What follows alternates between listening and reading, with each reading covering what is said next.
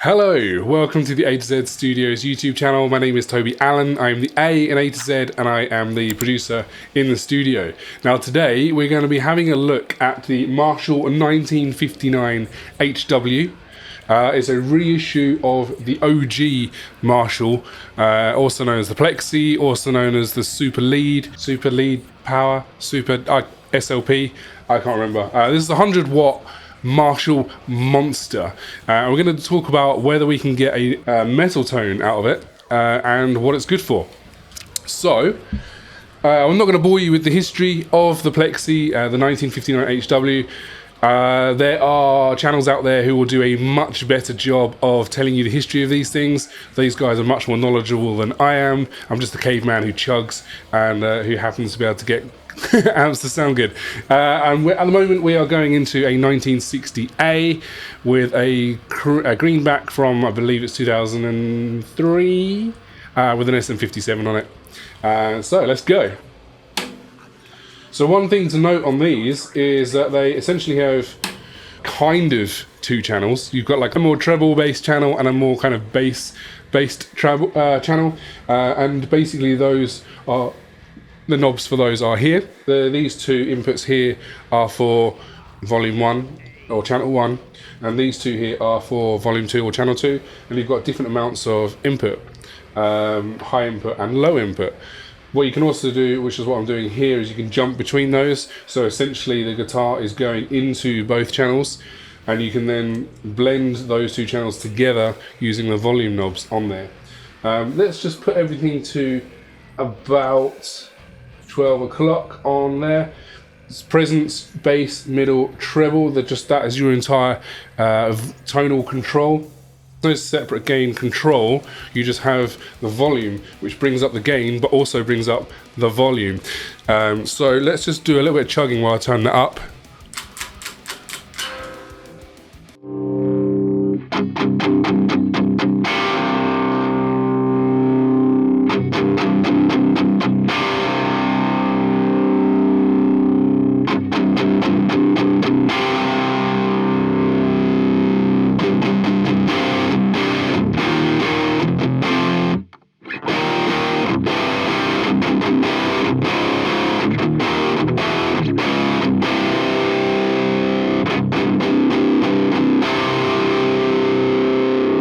Now, you'll notice that once we got to the volume, that's when we started getting the goodness, with a bit of gain coming through. Now the problem is, at this point, the volume is absolutely ridiculous. We've got the cab going in the control room, and I've put some other cabs around it to act as gobos, but I can feel it through the floor here in the control room as I'm chugging, which is ridiculous. It's very, very loud.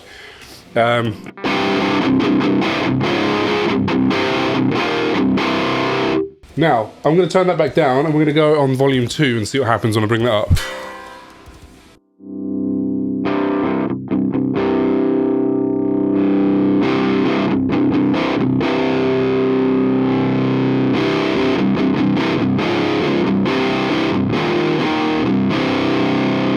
So you notice that it sounds a lot more low end, more bassier. There's just like a massive high end roll off happening on that one. So let's put them both together.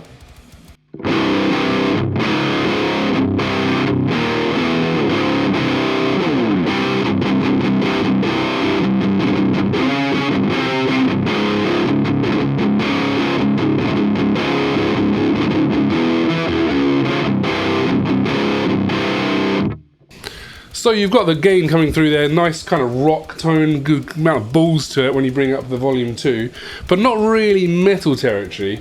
Maybe I need to change the EQ a little bit on there.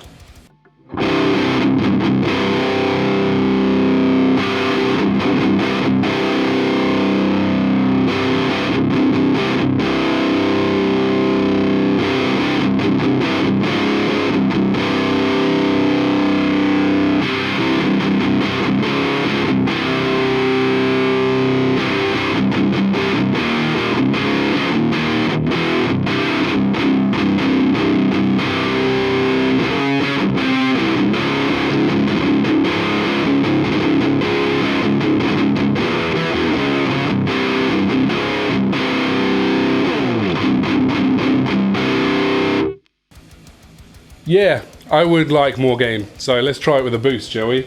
Alright, so I figured that since we're using a classic amp, why not also include a classic drive first off. So we've got the Boss SD1, which is a very classic, very good overdrive pedal. So we'll be trying that. I've turned the volumes back down to nothing so we can finesse the sound out of that. And let's fire it back up.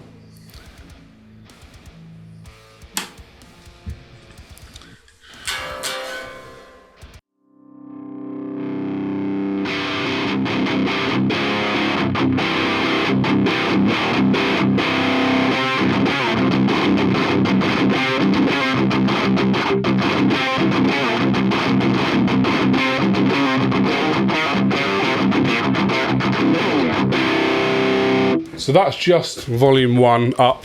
Let's try putting the drive on. So I'm going to put this on a... So I'm going to put the drive on. We've got at the moment everything, all the knobs on the drive are at noon.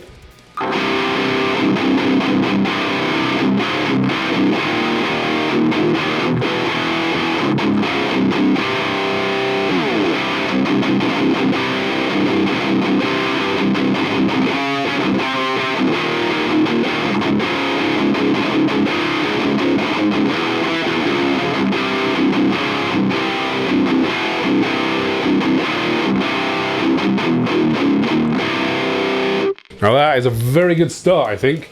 Let's try bringing up the level, bringing the drive down.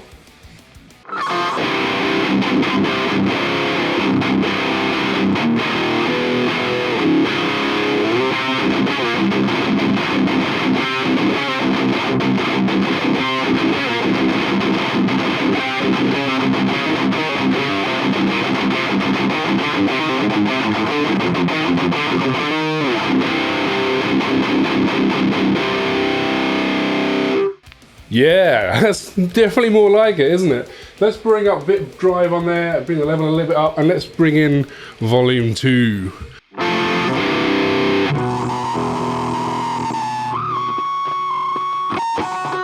There's no effects loop on here, so there's nowhere for me to put a keyed noise gate in like I would normally with most amps, so we're gonna have to deal with a little bit of noise.